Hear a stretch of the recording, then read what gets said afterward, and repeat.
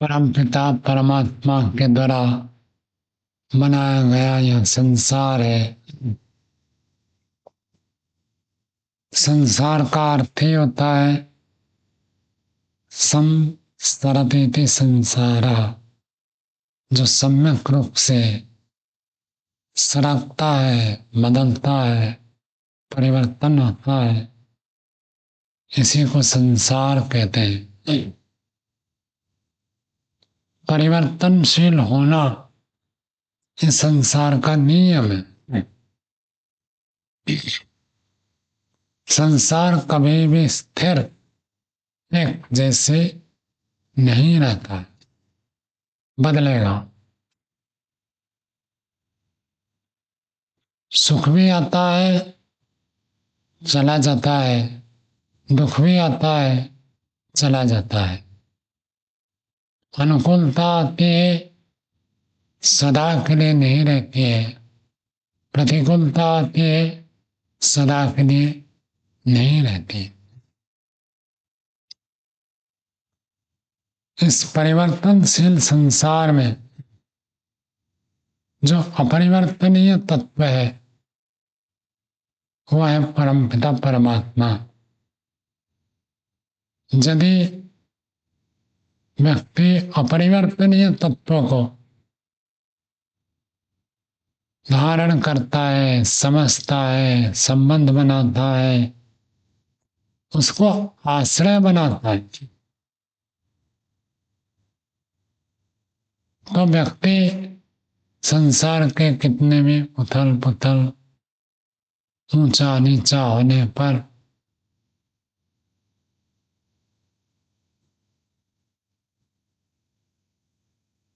परेशान नहीं होगा, दुखी नहीं होगा, खिन्न नहीं होगा।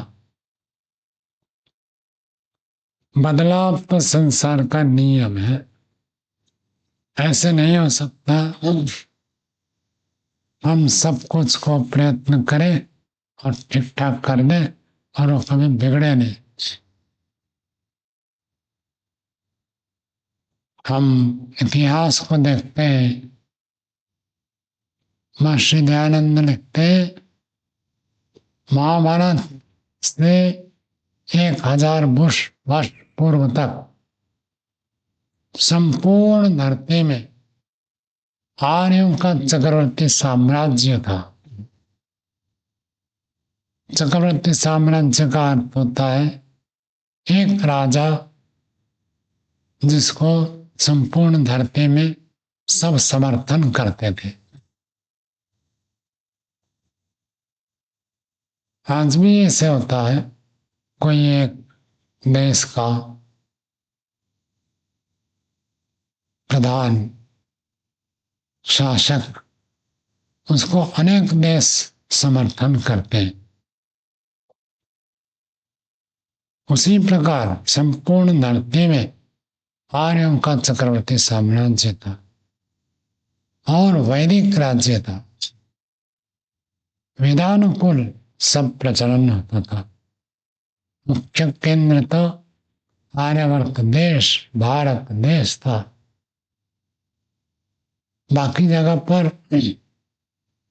जनबसती, लोगों का निवास कम होता था। जैसे आज भी हम सुनते हैं कि हमारे भारतवर्ष में एक छोटा स्थान है, यानी इसमें जितना लोग रहते हैं, कोई देश महादेश पूरा मिलाकर इतनी जनसंख्या नहीं है।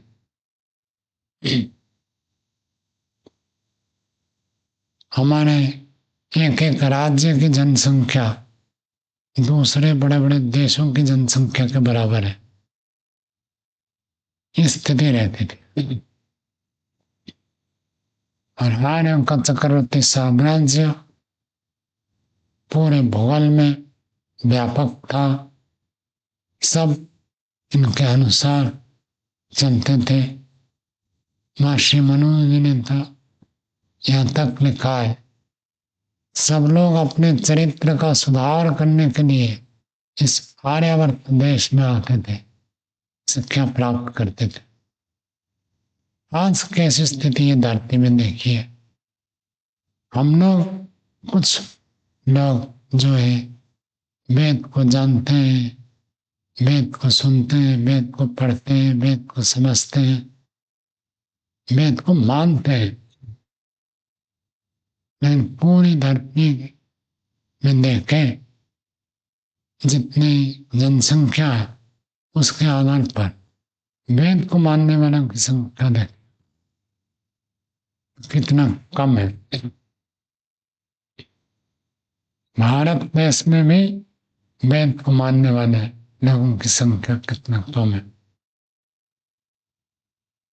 और जो गंभीरता से वेद का अध्ययन करते, वेद का स्मरण करते, वेद का विभिन्न प्रकार विकृति पाठ करते हैं, संहिता पाठ और विकृति पाठ 8 प्रकार, तो वो जो पाठ करते हैं, घन पाठ, दंड पाठ, क्रम पाठ, तो उन लोगों का जो कथन है, वेद का अर्थ ही होता है स्वर। यदि स्वर सहित वेद को जानना समझना है तो कितने लोग मिलेंगे। उंगली गिनती में कुछ लोग हैं जो वेद को स्वर सहित जानते हैं। तो ये स्थिति है। और वैदिक युग में घर घर में वेद पाठ होता था। वेद शास्त्र, चाणक्य जी कहते वेद शास्त्र घर घर में गूंजता था। जिसके घर में वेद शास्त्र नहीं गूंजता है उसको उन्होंने स्मशान कहा। तो कैसी स्थिति हुई, कैसे परिवर्तन हुआ। जो वेद घर घर में प्रचलन था आज वेद लोग जानते भी नहीं है। हम कुछ जागरूकता चेतना उद्बुद्ध हुई है, कुछ लोग समझने का प्रयत्न कर रहे हैं, वेद को मान्यता दे रहे हैं। फिर भी यदि हृदय से हम देखें, वेद के प्रति समर्पित, वेद को जानना, मानना, पढ़ना, समझना, कितने लोग मिलेंगे। भले वो कहते हैं सनातन का मूल ग्रंथ वेद है, खुद वेद नहीं पढ़ते, वेद का प्रचार प्रसार के लिए कोई प्रयत्न नहीं। इस रूप में देखें तो वेद के लिए बहुत कम लोग समर्पित हमको प्राप्त होते हैं। चलो कम से कम स्वीकार तो करते वेद को, बाकी लोग तो स्वीकार ही नहीं करते। महर्षि मनु ने कहा नास्तिको वेद निंदा का, वेद की निंदा करने वाला नास्तिक होता। वेद वेदांत कुल शास्त्र ऋषियों के ग्रंथ परमात्मा के नियम, इनको जो व्यक्ति भंग करता है उसको ही नास्तिक कहा जाता है। आज नास्तिकों की संख्या अधिक है, आस्तिकों की संख्या कम है। और कभी ऐसी स्थिति थी जब आस्तिकों का ही बोलबाला होता था, नास्तिक कोई होता नहीं था। जैसा आज सच्चा आस्तिक ढूंढना पड़ेगा तब जाकर मिलेगा, ऐसे कभी कालखंड रहा जिस समय नास्तिक ढूंढने पर भी नहीं मिलते थे। उपनिषद में आता है, अश्वपति राजा ने घोषणा की है, कोई मद्यप नहीं है मेरे राज्य में, कोई जुआ खेलने वाला नहीं है, कोई अग्निहोत्र ना करने वाला नहीं है। अर्थात हर नागरिक अग्निहोत्र करता था। कैसा राज्य, कैसे वैदिक युग का वर्णन है। दान ना देने वाला कोई नहीं है, हर व्यक्ति दान देता था। जबकि आज भी सरकार जबरदस्त टैक्स लगाकर दान ले लेता है, लेकिन उस समय स्वतः दान करते थे सभी। सरकार को टैक्स देना अलग है, दान एक अलग चीज है। तो इसी प्रकार आदर्श राज्य उपनिषद काल तक वर्णित है। महाभारत से पहले पहले ये स्थिति धरती पर थे। आज कैसी स्थिति है? तो परिवर्तन संसार का नियम है। इसलिए प्रकृति को परिणाम भी कहा गया है। वो परिणाम को प्राप्त होता है, परिवर्तन हो जाता है। जो भी प्रकृति और प्राकृतिक पदार्थ है उनमें निश्चित रूप से परिवर्तन होता है, बदल जाता है, रहेगा नहीं। शरीर में भी परिवर्तन होता है और समाज में भी परिवर्तन होता है। हम देखते हैं अपने ही शरीर में कितने परिवर्तन होते हैं, प्रत्येक दिन परिवर्तन होते हैं। सुबह अलग स्थिति है, मध्याह्न में अलग स्थिति है, सायंकाल अलग स्थिति है। शरीर के अंदर परिवर्तन होता है और संसार में भी ऐसे परिवर्तन होता है। कभी महापुरुष दिव्य आत्माएं प्रकट होती है। संसार में प्रचलित अज्ञान, अंधकार, कुसंस्कार, पाखंड, अंधविश्वास को उखाड़ कर फेंकने के लिए प्रयत्न करते हैं और अपने जीवन को भी बलिदान दे देते हैं। ऐसे लोगों का पुरुषार्थ समाज को संस्कारित करने में, समाज का सुधार करने में उपयोग होता है। और कुछ व्यक्ति ऐसे भी होते हैं जो अपने स्वार्थ के लिए, अपनी ऐषणाओं की पूर्ति के लिए, अपने अज्ञानता की पुष्टि के लिए वो संसार में बिगाड़ करते हैं। कोई छोटे स्तर पर करता है, कोई बड़े स्तर पर करता है, कोई व्यापक स्तर पर करता है।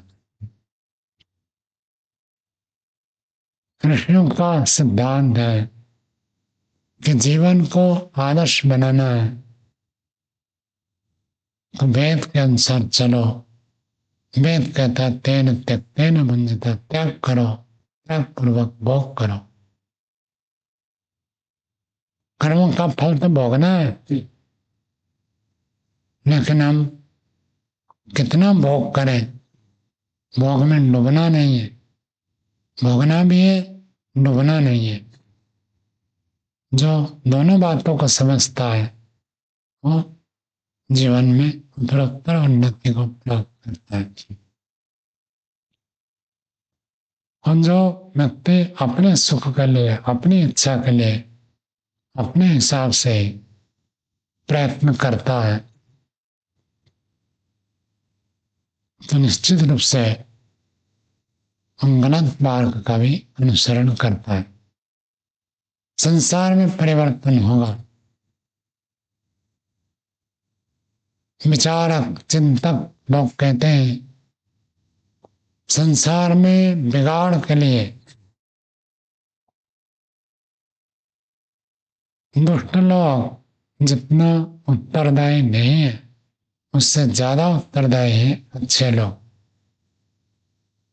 ये कैसी बात है? अच्छे लोग कैसे संसार के बिगाड़ के लिए उत्तरदायी है? तो इसको कहते हैं दुष्ट लोग दुष्टता के लिए जितना प्रयास करते हैं, जितना पुरुषार्थ करते हैं, अपने जीवन को झोंक देते हैं। अच्छे लोग, सज्जन पुरुष, धार्मिक व्यक्ति धर्म की रक्षा के लिए, धर्म के प्रचार के लिए, धर्म की स्थापना के लिए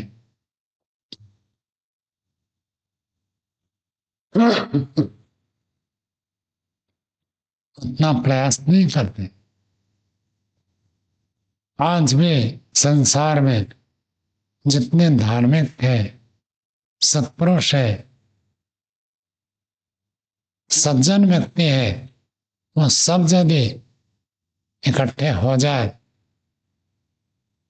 दुष्टता, बुराई, अन्याय धर्म कुछ ही काल में समाप्त हो सकता है, बहुत न्यून हो सकता है, नगण्य हो सकता है, अदृश्य हो सकता है। अच्छे लोगों का प्रयास न होना बुरे लोगों को अधर्म, अन्याय, पाप करने के लिए प्रश्रय मिलता।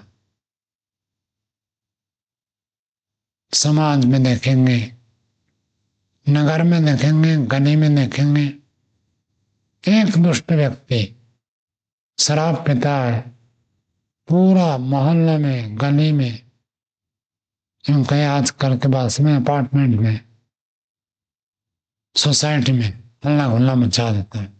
एक व्यक्ति शराब पी कर आता है, पूरा हल्ला गुल्ला मचा देता है। बाकी सब बिना शराब पीने वाले चुपचाप रहते हैं। एक व्यक्ति गलत करता है, बाकी सब लोग अच्छे नहीं पीते शराब, उसको रोकते नहीं है, तो वो रोज ऐसे ऐसे करता।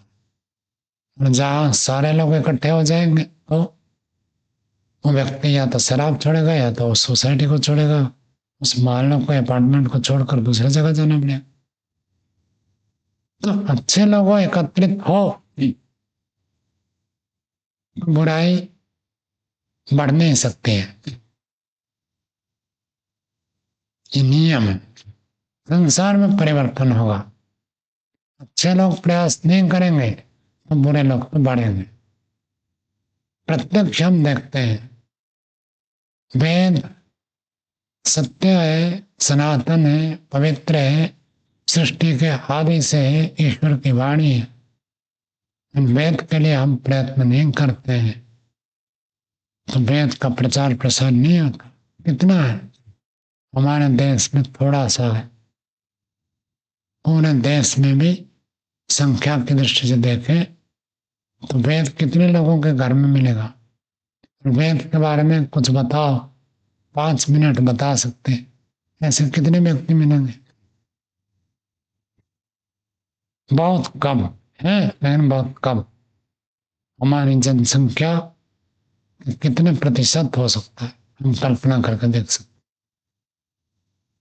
लेकिन दूसरे मतपंथ संप्रदाय जिनका कोई मानवता से संबंध नहीं है, दिन दोगुना रात चौगुना बढ़ते जा रहे हैं।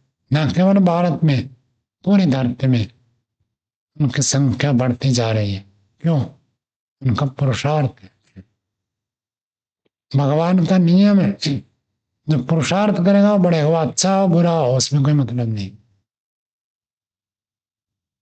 आप दूध उत्पादन के लिए प्रयत्न नहीं करेंगे, लोग तक दूध का महत्व बताने का प्रयत्न नहीं करेंगे, दूध का उपयोग कैसे अधिक से अधिक लोग करें उसके लिए विचार नहीं करेंगे, तो दूध प्रचलन कम होगा। और शराब को बनाते हैं, शराब का लाभ बताते हैं, शराब का एडवर्टाइजमेंट करते हैं, शराब का दुकान जगह जगह खोलते हैं, तो शराब मिल जाएगा। ये प्रत्यक्ष है। हाँ, नगर में आपको शराब की दुकान अवश्य मिलेंगे, लेकिन शुद्ध गाय का दूध, शुद्ध गाय के घी मिलना कितना कठिन होता, मिलेगा ही नहीं। बाजार में आप सात्विक भोजन करना चाहेंगे, मिलेगा ही नहीं।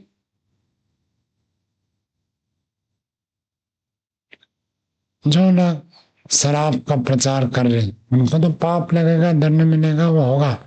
इस धरती में जब तक है तो पुरुषार्थ करते तो बढ़ेंगे ही। सरकार का भी प्रश्रय मिलता है, सरकार को उससे पैसा मिलता है, राजस्व प्राप्त होता है। उसको बंद करते ही राजस्व में बहुत घाटा होगा, इसलिए सरकार उसको चाहते हुए भी बंद नहीं कर सकती, नहीं करती। कुछ राज्यों में बंद है, लेकिन पूरे देश में चल रहा है, क्योंकि उसको पुरुषार्थ करते हैं। हमारे देश में शराब मांस अंडा प्रचलन में नहीं था। विदेशी लोग विदेश से आए, आक्रांत हो, नहीं, यहाँ पर आकर फ्री में चाय पिलाए। चाय इतना प्रचलन है, घर घर में पहुंच गया। किसी के घर में कहो शुद्ध गाय का दूध है, नहीं, चाय पत्ती जरूर मिलेगी।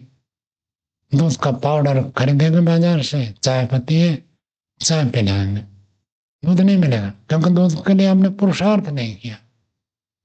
और उन लोगों ने शराब के लिए, चाय के लिए बहुत पुरुषार्थ किया।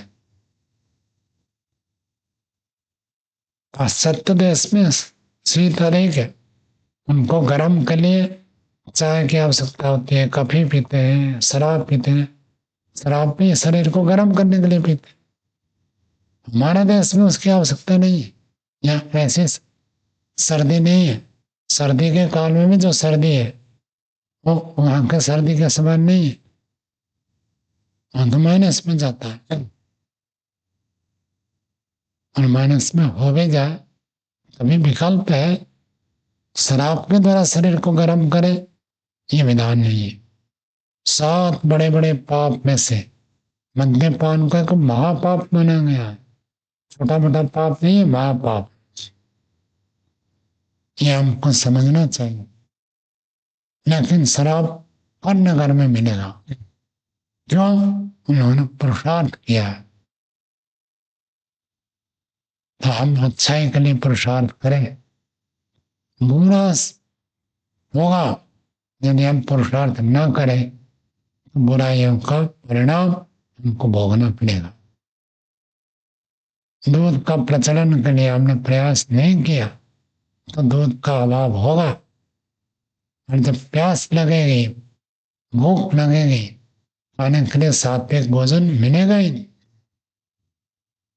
उसके लिए पुरुषार्थ करना पड़ता है, लोग में जागरूकता उत्पन्न करनी पड़ती है, उसका महत्व को खुद अनुभव करना पड़ता है, दूसरों को बताना पड़ता है, तब आता है। ये संसार परिवर्तनशील है, इसमें परिवर्तन होना स्वाभाविक है। संसार तो परिवर्तित होता रहेगा, और इस अपरिवर्तनीय तत्व परम परमात्मा है। परिवर्तनशील संसार में अपरिवर्तनीय तत्व परमात्मा के साथ जो संबंध बनाता है, वो संसार के परिवर्तन को भी परिवर्तित करने में समर्थ हो जाता है। समय समय पर प्रत्येक देश में आप देखेंगे समाज संस्कारक सुधारक उत्पन्न होते हैं। समाज में प्रचलित कुप्रथा, अंधविश्वास, पाखंड, हानिकारक तत्वों को नष्ट भ्रष्ट करने में समर्थ हो जाते हैं। उनको शक्ति सामर्थ्य कहां से मिलता है? परिवर्तनीय तत्व परम पिता परमात्मा के साथ संबंध रखते हैं, तो परमात्मा की शक्ति से, प्रेरणा से श्रेष्ठ कार्य को, महान कार्य को करते हैं। जरूरी नहीं है कि वो दिन भर बैठकर भगवान का नाम जप करे, लेकिन भगवान का नियम है अहिंसा का पालन करो, अहिंसा पालन कर दे, भगवान उनको सहायता देते हैं, समाज में कुछ संस्कार दूर करने में समर्थ होते।